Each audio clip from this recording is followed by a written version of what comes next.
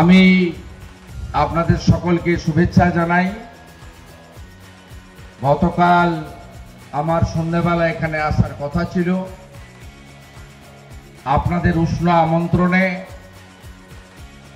আমার কলকাতা থেকে বেরোতে অনেক সময় গেছে,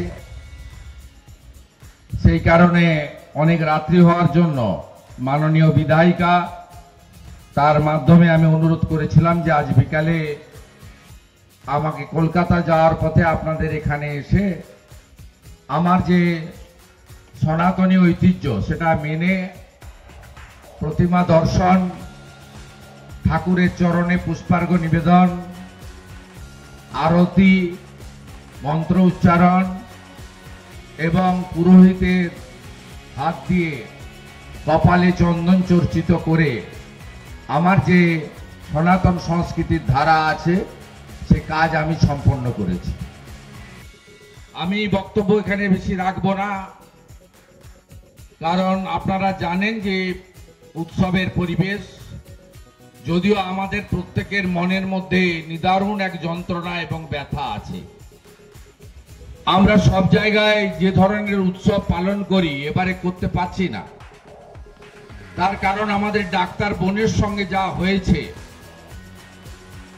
গোটা বাংলা বাঙালিকে ভারতবর্ষে এবং পৃথিবীর কাছে মাথা হেঁট হয়ে যেতে হয়েছে।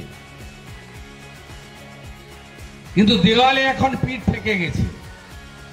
জন্মাষ্টমীর দিন গোরখপুর যে মঠ আছে, সেই মঠে যিনি মহারাজ, উত্তরপ্রদেশের মুখ্যমন্ত্রী যোগী আদিত্যনাথজি বলছিলেন, হিন্দুদের মথুরা থেকে বলছিলেন জন্মাষ্টমীর দিন, হিন্দিতেই বলছিলেন, जो बांटेगा वो काटेगा।